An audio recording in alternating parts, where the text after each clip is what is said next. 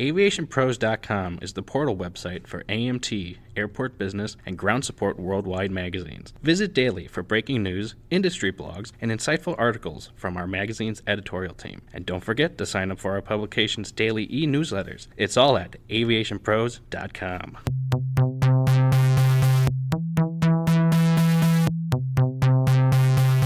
Hello and welcome to the Aviation Pros podcast. This special edition of the podcast is being recorded at NBAA-BACE in Las Vegas, Nevada. I'm Josh Smith, editor of Ground Support Worldwide, and today I'm speaking with Terry Yeomans, director of the ISBA program for the International Business Aviation Council, or IBAC. Terry, I want to thank you for taking some time out of your schedule at the show and speaking to us a little bit more about the ongoing growth of the ISBA program.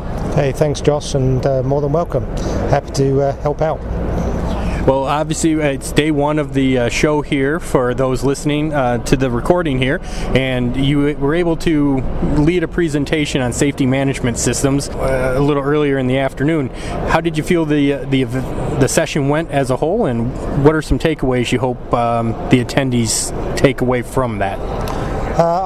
We were pleasantly surprised with the turnout. I think it's been very good. The whole idea was collaboration, getting that message across that with the onset of SMS coming across the aerodromes, Part 135 here in the US and even into ground handling now on a discretionary basis from state to state, these systems have to work together, and that was the whole premise of the presentation, was to show that they have to collaborate. And we use the example of runway incursions to try and show how we can try and work out where the shortfalls are, where the problems may be, and how that works within an SMS and a management system and an integrated management system such as the international standard.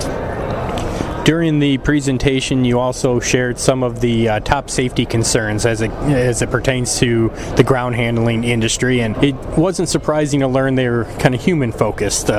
Staffing concerns, worker turnover, training, things like that. But one that stood out to me was overcoming complacency and other human factors like that. I think we've spent some time as an industry talking about the workforce challenges, but it was an interesting thought that some of the people we still have that are dedicated to this industry could fall into that trap.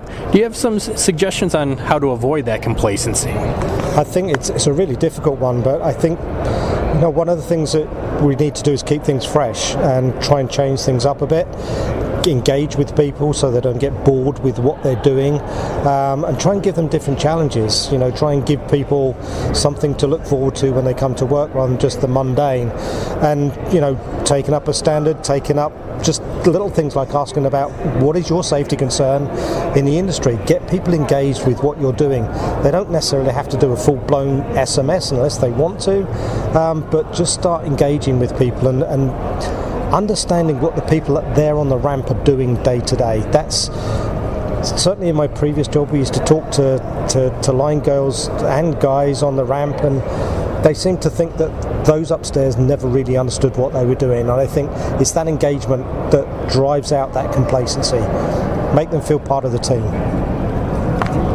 Well, as we alluded to, Terry, you're the director of the ISBA program, and for those who maybe aren't familiar, ISBA is the International Standard for Business Aviation Handling, and this program has just recently turned 10 years old, so can you take a moment to just reflect on where the program got started from and how it's grown into the version we have here today? Yep, sure. So back in 2011,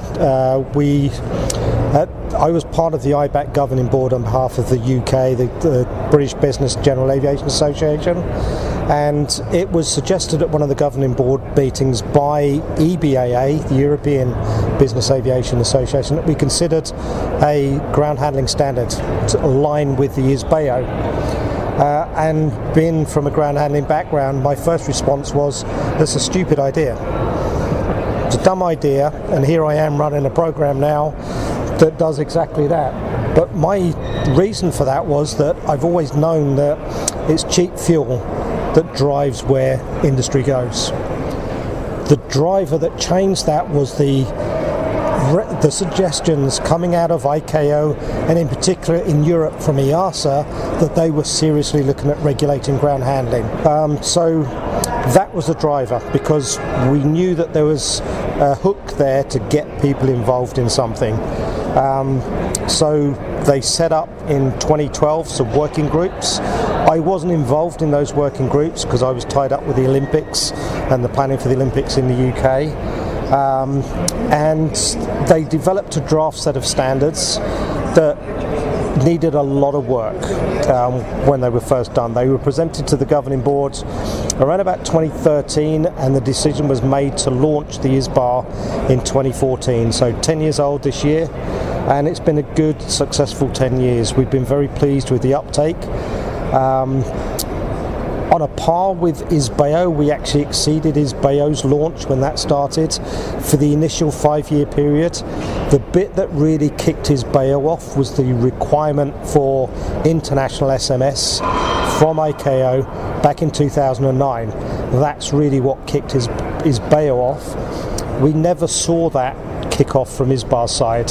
So this year, with the regulation going to be announced in EASA, we should start seeing an uptake, particularly from Europe. And then as ICAO develop standards and recommended practices within the annexes, Annex 6, Part 1, 2, 3 and 4 now, we're going to start seeing an uptake from there as well. So the future's bright. We're going in the right direction. Still a long way to go though. There's still a lot of complacency still out there with people that I don't need to do this until I'm told I have to do it. But as we were saying earlier, is that if you're going to do something, have pride in it and do it correctly. And with the increased adoption of the ISBA program, obviously many FBOs and businesses have taken that additional step from stage 1 registration to stage 2 and stage 3, and as you're watching these adoption trends, are the kind of graduations from 2 and on to 3 progressing at the rate you'd like to see as well? So I've always made it very, very clear in public that I hate stage 3, because it always assumes that it's one better than 2. So if you go to a 5-star hotel, they come out with a 6-star hotel and a 7-star hotel. So I've always disliked the option of stage 3, because in our program, stage 3 is a culture thing rather than a particular thing you can look at on paper. So it is perfectly acceptable for organisations to reach stage 3 and maybe step down back to stage 2. That's always perceived to be a negative thing. The way we look at it, and the way it should be looked at, is that sometimes it's the right thing to do if you've had a significant change in your organisation, a takeover, such like. So we don't tend to track the 2s to 3s, because it's good for the organisations that they can show that they've got that embedded safety culture, but it's not imperative for our program. What we're interested in is making sure that people are doing something and maintaining that to stage 2. That's really what our goal is, to get as many people from stage 1 to stage 2 and maintain stage 2 from there. You alluded to some of the EASA ground handling regulations that are expected to be published in 2025, and how that could influence Europe as a region. Kind of on that same train of thought, are there other regions where you'd like to see an increased adoption of ISBA? Are there any areas, I don't want to say lacking, but maybe more in need of the benefits that the ISBA program offers? I think, again, the world's a big place. There's a lot out there, and we knew that from the start of this, we knew that there was a number that we were looking for to show that that's realistically what we can get as a voluntary program. We're on our way to that number. As the regulation starts to come in, it becomes something that, rather than something that people want to do, they're having to do it. So our job is to make sure that when they are doing it, they're doing it to the right levels. We should be raising benchmarks and putting benchmarks in a good place rather than just scraping by the minimum. That's a long way of getting around saying that where there is no real future expectation that regulation is on the horizon, and I'm talking particularly here in the US at the moment, we're seeing that interest wane. We're seeing that slightly slow down.